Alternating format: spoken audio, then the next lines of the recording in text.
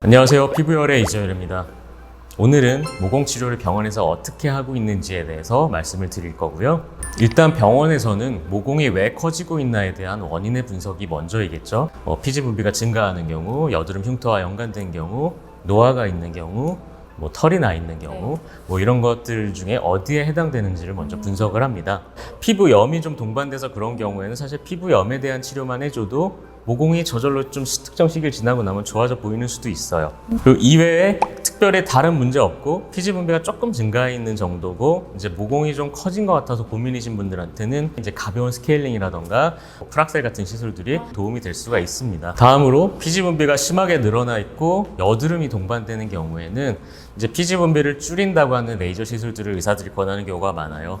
사실은 이런 장비들을 쓰지 않아도 진피층에 열을 가할 수 있는 모든 시술들이 사실은 꾸준하게 해주면 피지 분비가 좀 조절이 되고 각질 분비가 좀 정상화되면서 피부결이 개선되는 효과가 있어요. 그냥 여드름 치료만 하러 피부과 다녔는데 모공이 좋아졌다, 혹은 레이저 토닝만 하러 다녔는데 모공이 좋아졌다, 혹은 여드름 흉터 치료하려고 간단하게 프락셀만 몇 번 했는데 흉터는 그대로인데 모공이 좀 좋아졌다, 이런 경우가 많아요. 그래서 이런 것들은 어떻게 보면은 이제 피지 분비를 좀 줄이고 각질 정상화하는 이제 열을 주는 이런 시술들을 했을 때 이런 현상들이 나타날 수가 있는 거고, 이런 것들을 응용해서 저 같은 경우도 모공을 치료하러 왔다고 하지만 이제 다른 것들을 좋게 하면서 모공이 좋아져 보이게 하는 경우도 많습니다.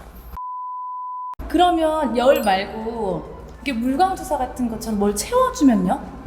그래서 이런 경우는 이제 모공의 원인을 노화라고 분석을 한 경우엔 이렇게 뭔가를 넣어주는 시술을 할 때가 많아요. 히알루론산이라던가 혹은 이제 좀 많이 무른 필러를 쓴다거나 이런데 이제 보톡스를 좀 일부 섞어줘서 이제 주사를 해주면 모공이 사진으로 보일 정도로 엄청나게 바뀌어지진 않지만 자기가 거울을 보거나 스스로 만져봤을 때 결도 좋아지고 모공이 좀 좁아지는 것들을 환자분들이 느껴요. 그래서 간단한 물광 주사만 해도 사실 모공이 좋아져 보이는 경우도 많습니다. 이제 좀 더 근본적으로 그래서 콜라겐층을 건강하게 하기 위해서 흔하게 들어가는 게 고주파 시술이고, 그래서 노화가 진행된 분들한테는 이제 고주파 시술, 이런 모공 주사 혹은 물광 주사 이런 것들을 섞어서 하는 경우도 있어요. 그래서 이런 것들을 또 같이 해주면 모공이 어느 정도 좋아지는 건 분명히 있습니다. 또 위에 이제 아까 말씀드린 게 여드름 흉터 있잖아요. 근데 여드름 흉터가 있으면서 모공이 커져 있는 경우에는 여드름 흉터를 나중에 다룰 일이 있으면 그때 자세히 말씀드리는 게 좋을 것 같아요. 여드름 흉터 같은 경우에는 피부과 전문의들이 하는 유튜브 열심히 보신 분들은 알겠지만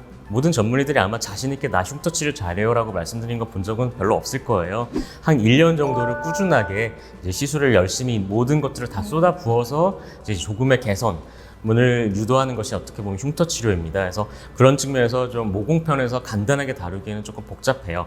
그래서 그것들은 나중에 말씀드릴 건데, 그냥 기억하실 거는 여드름 흉터가 있으면서 모공이 늘어난 경우에는 이게 한 번에 끝날 게 아니고 좀 꾸준하게 병원에 다녀야 되겠구나 라고 생각을 하셔야 된다는 거고, 제모 같은 경우에 이제 털이 많다고 하는 경우, 그런 경우에는 제모 레이저 간단하게 해주면 이제 많이 좋아져 보이는 경우가 있어요. 그리고 털이 자라나 있는 게 이제 모공이라고 했잖아요. 이 털이 레이저를 받아서 이렇게 제거가 될 때 이 열 전달이 이제 표피에도 같이 되잖아요.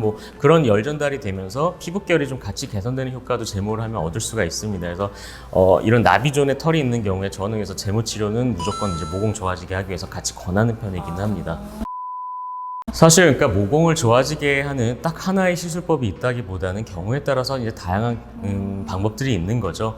그렇다고 해서 항상 꾸준하게 오래 다니는 이런 복합 시술만 할 필요가 있는 건 아니고, 비교적 간단하게 이분은 간단한 시술 예를 들어서 이제 간단한 스케일링이라던가 프락셔널 레이저 같은 것만 좀 해도 좋아지겠다 싶은 경우에는 이제 그렇게 간단하게 한 달 간격으로 요거 한 두세 번 하시면 피부결도 좋아지고 모공도 조금 줄어들어서 어느 정도 유지가 될 겁니다. 이렇게 하는 경우도 있어요. 그러니까 정말 케이스 바이 케이스인 겁니다. 그러니까 여러분들이 기억하셔야 될 거는 그냥 내 모공의 원인은 아마도 이런 쪽에 가깝지 않을까라고 예상을 하고, 그렇다면 피부과에 가서 아마 이런 것들을 권하겠구나라는 가이드라인 정도를 이 영상을 보고 좀 이제 얻으셨으면 좋은 거지, 이 시술은 어떻게 해야 되고 이 시술은 어느 효과가 있고 어느 정도 모공이 30%가 주는지 40%가 주는지 이런 거에 있는 건 아니거든요. 그래서 이전 정도의 정보를 얻으셨다면 저는 그걸로 만족할 것 같습니다.